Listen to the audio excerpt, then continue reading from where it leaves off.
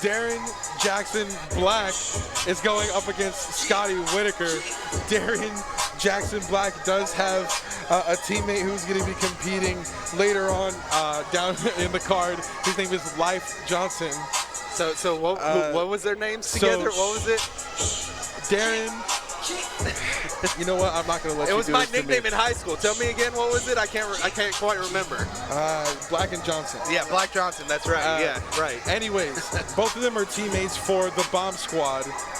And we saw the Bomb Squad earlier. They're going to be representing earlier. the Bomb Squad here today. We saw Julian De La Rosa earlier. Unfortunately, took a tough loss, but had very, very solid fundamentals. So I'm looking forward to seeing more from the Bomb Squad, and we're going to see that when Darren Jackson Black takes on Scotty Whitaker.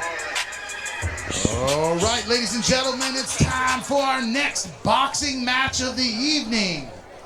First to the cage, Darren Jackson Black.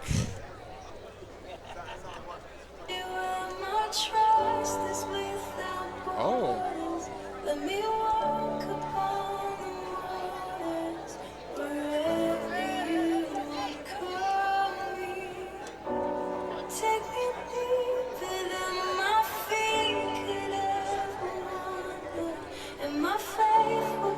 We got Darren Jackson Black coming out. Great song. We're ready to see. Like we said before, there's some very sound, technical, traditional boxing coming out of the Bomb Squad. That's what we're expecting to see out of this one. I feel like God just struck us with lightning. Right.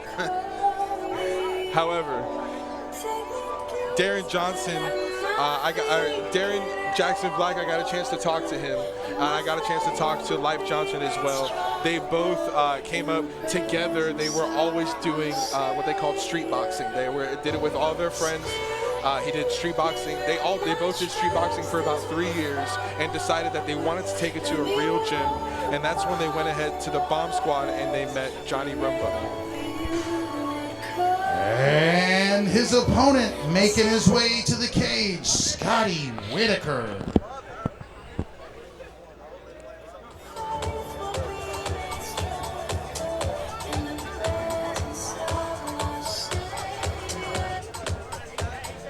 And here we got Scotty Whitaker coming out. And remind me, what was his? Where's he fighting out of? Scotty Whitaker is coming to us from. I'm getting my notes here. Scotty Whitaker is making his debut here today in the boxing division. He's representing Mastermind MMA. Although he's debuting in boxing today, he does have a 3-2 record in MMA. He's making his, I want to call it kind of his vigilant homecoming here today. It's been a long time since he's been here in our cage. Last time we saw him was in Vigilant MMA back at Combat Quest 8. That was all the way back in 2020, if I'm not mistaken. That was before I was even here. And that was actually the second time I was ever with Vigilant MMA. I started at Combat Quest 7. However, here we go with the next matchup. All right, ladies and gentlemen, it's time for some Vigilant boxing action. Introducing first, out of the Dynamic Health and Wellness blue corner, he's representing the Bomb Squad, fighting for Barbados, Darren Jackson Black. And his opponent in the Go 54 Realty red corner, he's representing Mastermind MMA, Scotty Warhorse Whitaker. And your referee in charge, Don Buck. Protect yourself at all times. I say stop what you're doing. You touch gloves, don't come up fighting. Warhorse Scotty Whitaker, I like the name. The cage doors are going to be sealed. And we are going to be underway in this traditional boxing matchup. Here we go. Darren Jackson Black and Scotty Whitaker.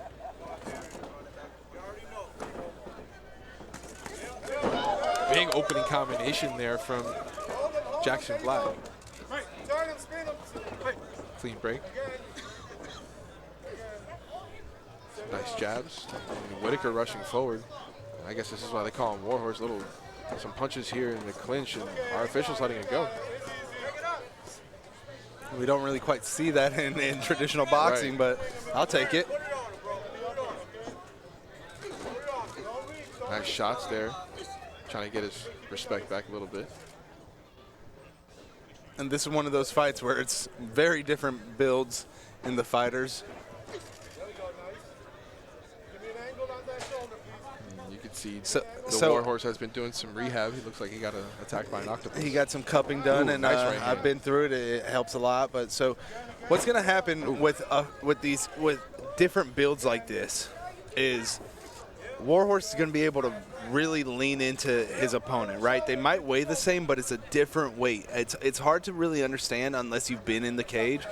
Holding a more muscular, a stronger opponent on top of you and trying to fight back against their stronger, more muscular build wears you down. So if Warhorse is able to keep him up against the cage and really make him hold his weight, his girth, his meat, then it's going to wear him out, and in these later rounds, he's not going to be able to do anything.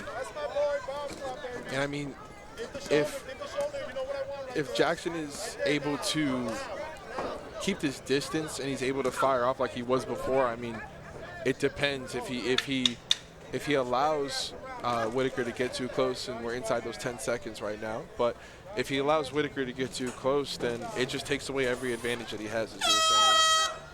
There's the end of the round.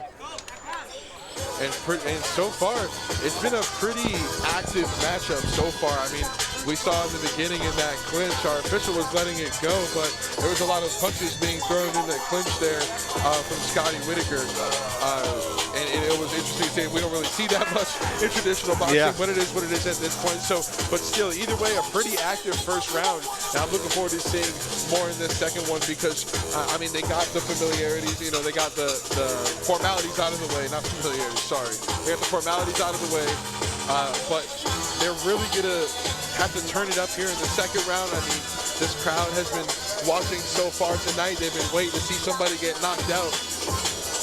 And you can feel it in the crowd that they want to see this action. Every time there's a solid punch landed, the collective ooh from the crowd. They want to see somebody go down. It's a vicious kind of bloodthirsty crowd. They want to see pain and misfortune wished on somebody, and we will see it. I'm sure of it. Kind of goes back to the days at the Coliseum. Right. The gladiators. And this is the oldest sport there's been around is fighting. So it's almost human nature to want that to happen. Nice punches in the clinch, but it was like a little bit of a slip there. And you see Jackson Black really putting some oomph into these shots that he's throwing. Right. Nice right hand. There's some nice movement from Jackson Black. See if he's able to keep that up, but Whitaker, the Warhorse, is starting to push forward. And the only issue with really putting your all into those shots is that you're putting your all into those shots. Right. And if they don't land, if they don't work, you don't have a lot. You're going to blow your load too early. You blow your load that early, you're going to have to call out Blue Chew or Roman or somebody to get some extra load in you. We'll see if Whitaker can do something about that. I mean, he's been doing a good job so far. It looked like he almost landed something good, something clean just then. I mean, Jackson Black is on the bomb squad. I want to see a bomb thrown. I'm expecting him to set up some big shot. And so an issue with him going that low like he just did is you set yourself up for a nasty uppercut that can just end you. Right. Ooh. Stiff shots landing on both ends there. We definitely see Warhorse is a lot stronger of the fighter. He's able to push Jackson Black around and move him, put him into the positions that he wants. That's going to be the end of round 2. So, I mean, both fighters, just as you were saying, it seems like the Warhorse is definitely the stronger of the two. However, Jackson Black seems like he has the speed factor in his corner. And it's, it just really depends on what his strategy is going to be going into this third and final round, because he has seen his spots and he's trying to land these shots, but he's just not able to capitalize on it. If I'm in his corner, I'm telling him to work the jab. He's the longer opponent. He's the longer fighter.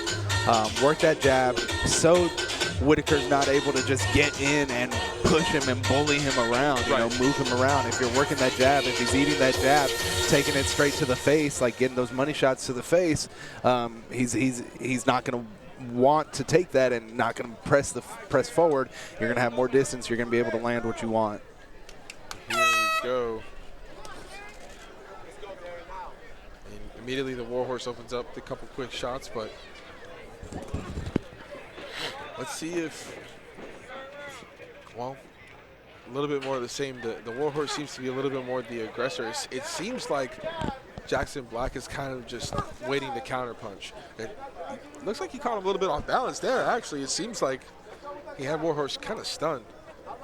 I mean, you can see him really looking for his shot, but he's not doing anything from it. It's almost like Whitaker's not giving him an opportunity to find his shot, so he's got to make his shot, if that makes sense. Right. Like, he's going to have to make something. He's going to have to take it from him. Thought it was a body shot, but caught the hand. Shoves him off. That's what I'm saying. He's a lot stronger. If he's working that jab, Whitaker's not going to be able to do that, because he's going to be taking a shot, he's going to be eating it, taking it, getting hit, and he's not going to be able to get in there and really put his hands on you to move you around where you want him to go. And there's only a minute left. Not even.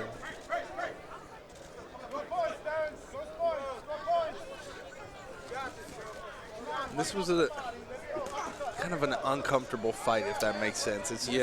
Both fighters never really seemed to get their footing as much as they wanted to. It seems like nobody really worked their game plan too much, other than Whitaker being stronger and bigger and moving Jackson Black where he wants him to go. Right.